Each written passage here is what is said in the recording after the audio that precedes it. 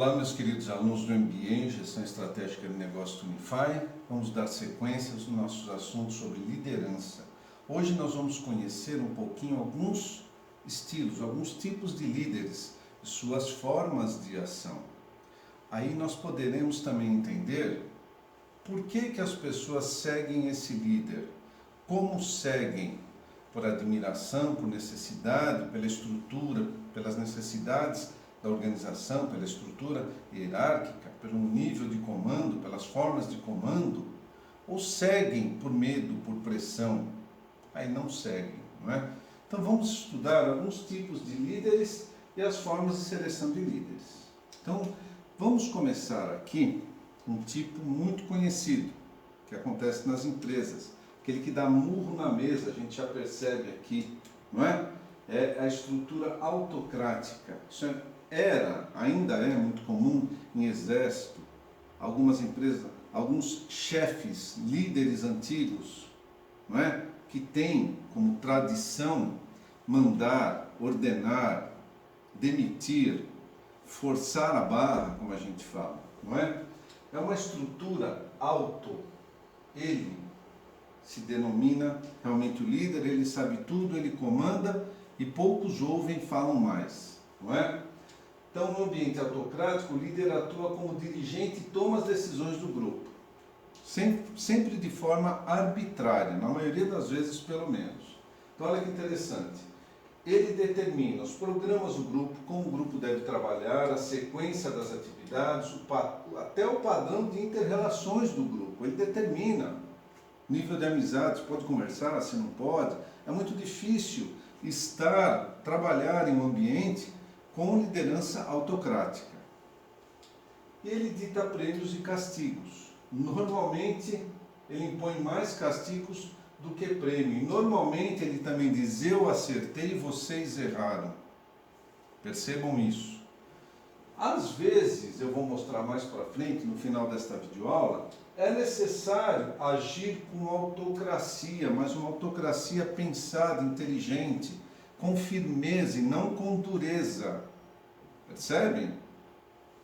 Então, é um estilo de liderança que ocorre nas empresas. Nas décadas 60, 70, era muito forte isso. Com a mudança, né?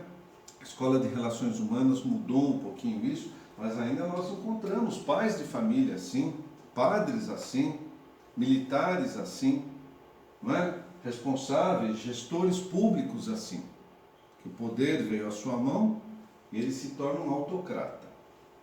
Muito bem. Vamos agora ver um outro tipo de liderança, que é o líder paternalista. Olha,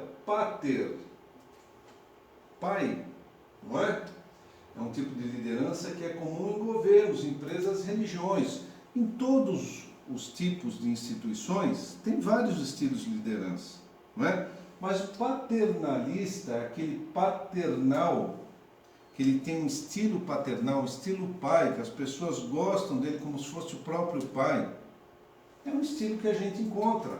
Ai, que saudade do seu João, como eu gostava, eu tinha o meu chefe como meu pai, ele me dava conselhos como se eu fosse filho dele, não é? As pessoas gostam, mas será que os donos das empresas, os empresários gostam disso? Ah, mas existem empresários paternalistas? Sim, mas quais são as consequências disso? Né? Não é uma gestão em que se tem o total controle das pessoas, e nem sempre eu sei que isso é bom, mas na maioria do tempo é necessário. Então o que ele é? Ele é amável, é paternal, é um pai, ele é cordial perante as necessidades do grupo, não é? Ele sempre diz sim, não é? Ele evita discórdias, ele integra o grupo, só que ele pensa por todos, ele acaba fazendo às vezes o trabalho de outras pessoas que não fazem corretamente, não estão dentro do que as organizações precisam, as instituições precisam. A forma de se fazer, a agilidade, a dinâmica do trabalho, o tempo, não é? A ser determinado, ser cumprido nas tarefas. Por quê? Porque ele é nosso paizão. Às vezes ele não consegue nem chamar a atenção no sentido de corrigir as pessoas e suas tarefas. Porque ele é bom demais. Ele é bom demais. Então as pessoas confundem o gestor com o paizão. entre aspas. Isso é um pouco complicado e às vezes até perigoso, causa conflitos dentro da empresa. Nós vamos seguir aqui para entender mais um tipo de liderança, a permissiva. Se o líder paternalista é o pai, eu vou dizer aqui que o líder permissivo é o avô, é o pai do pai. E o pai e a mãe costumam educar a criança e dizem por aí que os avós estragam. O pai e a mãe dizem assim, olha, pai e mãe, nós vamos deixar o seu netinho aqui, mas não dá doce antes do almoço. E o avô vai lá e dá doce antes do almoço. Não é? Este estilo de liderança é muito complexo, ele também existe.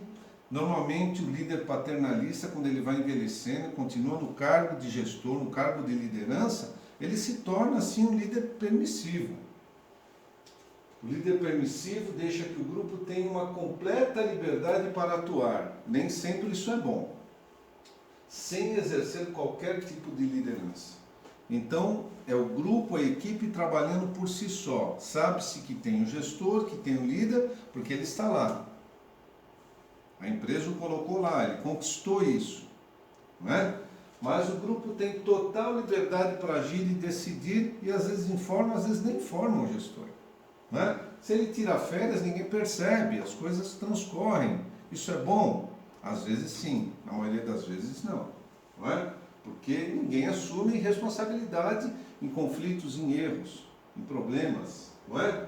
Então o grupo nessa forma de trabalho sem controle, por total permissividade, poderá obter experiências insatisfatórias e num possível erro, ninguém assumirá a responsabilidade nem as novas diretrizes. Percebe? Deixa eu voltar um pouquinho aqui, olha. Pensem muito sobre isso aqui, ó. Será que é bom trabalhar sob a gestão de um líder totalmente permissivo? Faça o que você achar melhor, o jeito que você fizer tá bom? Será que os resultados ficam comprometidos? Até a empresa pode alcançar os resultados, mas ela poderia ir além do que ela alcança. Vamos refletir. Eu vou apresentar agora um outro estilo de gestão para vocês, que todo mundo gosta. É o líder democrata. Um estilo democrático de gestão, um por todos, todos por um. Não é? Então o líder às vezes até se confunde com os seus liderados, porque ele pensa por todos, todos pensam por ele. O líder democrático convive amigavelmente e tem atitudes amistosas. Ele tem um pouquinho de permissividade, ele tem um pouquinho de paternalismo, mas ele é democrata. Ele fala, é ouvido, ele ouve quando fala, ele ajuda nas decisões, ele gosta de levar as decisões para todas as pessoas participarem, ele ouve as pessoas. Parece ser um estilo melhor, realmente é um estilo melhor do que o paternalismo e a permissividade, eu não tenho dúvida. Mas eu falei na aula passada, na aula retrasada, que vocês precisavam guardar uma palavrinha muito importante, que na próxima aula eu vou falar bastante dela também. Situação. Então, em determinadas situações, o líder democrático é muito melhor do que o paternalista e o permissivo, principalmente o autocrata. Mas quando a situação exige um pouquinho de controle a mais, apertar um pouquinho mais, segurar um pouquinho mais a fala das pessoas, a sua própria fala, quando a situação é um pouco complexa para a empresa, será que o democrata é bom? Ele é melhor que o paternalista e o permissivo, não tenho dúvida. Mas às vezes, será que eu preciso de um pouquinho de autocracia para manter a situação sob controle? Aí é que entra a liderança situacional, que dependendo da situação em que o líder e a sua equipe se encontram, ele vai precisar permear um pouquinho de cada estilo de liderança. Sabe aquilo? Aperta e solta, literalmente, não é? Então o líder situacional, ele vai tentar entender em que situação ele, o grupo de trabalho, a equipe de trabalho estão, não é? Para entender se ele, neste momento, age um pouquinho mais de forma isolada, com autocracia, mas não xingando as pessoas não é? Não humilhando as pessoas, não pressionando de uma forma que elas se sintam mal, desmotivadas, insatisfeitas, mas de uma forma firme. Ou se ele vai ser paternalista ou permissivo, permitir que as pessoas falem, aqui eu já estou, né, misturando permissividade com paternalismo e sendo um pouco democrata, falando, ouvindo, pedindo a opinião das pessoas. Mas há momentos, há situações que eu preciso ser um autocrata. Eu preciso segurar um pouquinho a situação, manter a situação perto de mim sob controle, não é? Ouvir sim as pessoas de forma democrática, de forma permissiva, mas refletir um pouco que às vezes o líder precisa ir no nível hierárquico superior a ele, no seu diretor, pedir ajuda, pedir um aconselhamento, para voltar com o grupo e resolver. Então olha que encaixe perfeito aqui neste quadro, né? Eu vou agir com o estilo de liderança, não é? Conforme a situação.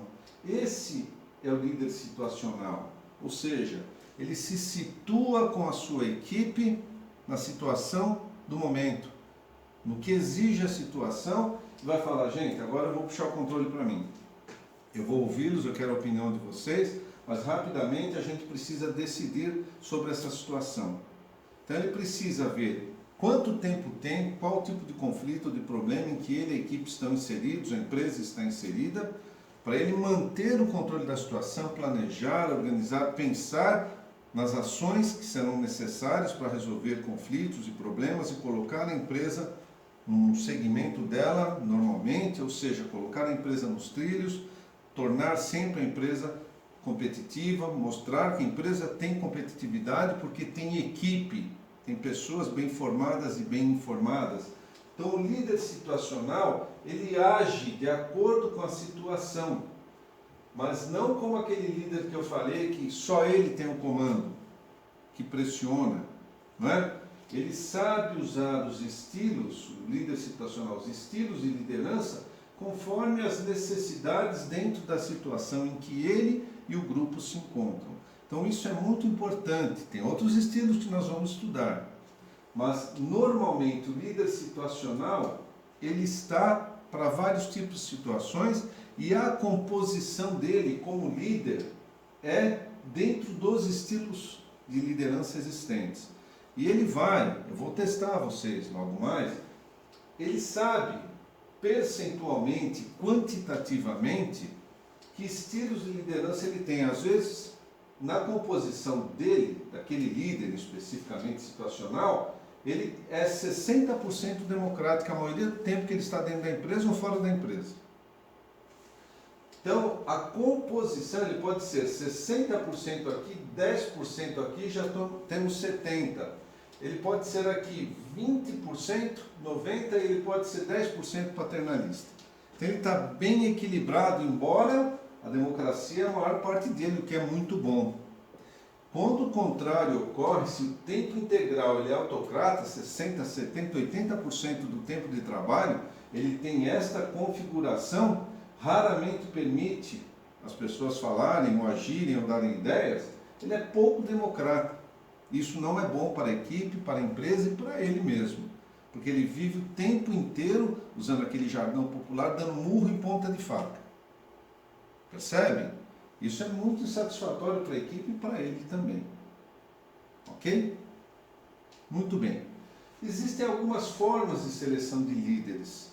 Tem empresa que acredita que tempo de empresa, tempo que a pessoa está na empresa, e a estrutura acadêmica dela, a formação acadêmica, são as duas vertentes. Isso é muito importante. Sim, são importantes, mas nem sempre a pessoa quer liderar, tem condições de liderar, tem estrutura para liderar. Tem várias formas, não é?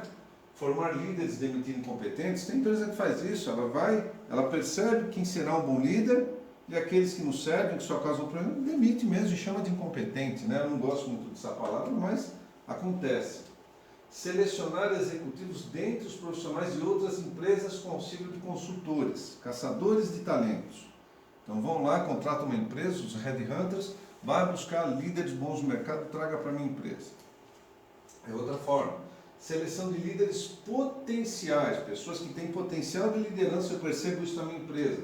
para desenvolver seu potencial, desculpem a redundância, mas é necessária, por meio de programa de formação de executivos. Então eu tenho um programa de formação de líderes. Eles recebem curso, treinamento mensalmente. Eu vou observando essas pessoas, eu trago consultores externos, professores, eu já fiz muito isso, não é? Vem ajudar a formar meus líderes que vão ocupar os cargos de liderança da minha empresa daqui a alguns meses, daqui a alguns anos. Isso é muito bom, eu gosto muito disso, não é? Seleção de líderes pela experiência acumulada e pela formação acadêmica, mas isoladamente não é bom, né? Selecionar líderes com auxílio de psicólogo especializado na área organizacional, solicitando todos os requisitos possíveis reunidos numa só personalidade. Seria o ideal, mas não é 100% possível. Quando a gente escolhe só uma dessas formas, a gente deleta outras. Esquece que outras formas são importantes. Quando a gente pensa qual a melhor forma para a empresa, você acha a fórmula certa. Então eu posso selecionar pessoas com potencial de liderança que um psicólogo ou um professor externo me ajudou a fazer. Eu posso treinar essas pessoas, passar essas pessoas por várias cadeiras dentro da empresa, ou seja, vários cargos e funções. Elas vão conhecendo a empresa, a filosofia da empresa, a missão, a visão, os valores da empresa. Eu passo a ajudar na formação acadêmica dessa pessoa, ao mesmo tempo que ela ganha experiência aqui, ela obtém uma boa formação acadêmica de graduação, de pós-graduação, e eu vou tentar manter esses líderes aqui. Aí é que está o segredo, porque quando uma pessoa está muito bem preparada, ela quer voar, ela quer ir para o mercado, ela quer ir para empresas maiores. Então eu passei a minha vida inteira empresarial formando líderes para trabalhar na minha empresa. Chega lá na frente, eu não tenho condição de segurar, porque um concorrente, uma empresa de outro ramo vem e leva o meu trabalhador, leva o meu gestor para pagar às vezes o dobro ou mais, e eu não posso pagar. Então, isso é importante, mas é temporário. As pessoas não vivem em uma empresa só, às vezes a empresa não quer mais a pessoa, ou a empresa quer alçar voo, quer conhecer outras empresas, outros mercados. Isso é importante, ok? Muito bem. Nós vamos ficar por aqui hoje e na próxima aula a gente vai estudar um pouquinho o comportamento do líder. Nós vamos conhecer dois tipos de comportamentos de líder. O líder orientado para a tarefa e orientado para relações interpessoais. Pensando no que nós estudamos hoje, tipos de líderes, e no líder OT e OR, vai ser bem interessante discutir. Eu gostaria que vocês não perdessem a próxima aula, ok? Então, muito obrigado pela aula de hoje. Até a nossa aula no Teams, na quarta-feira à noite. Bons estudos.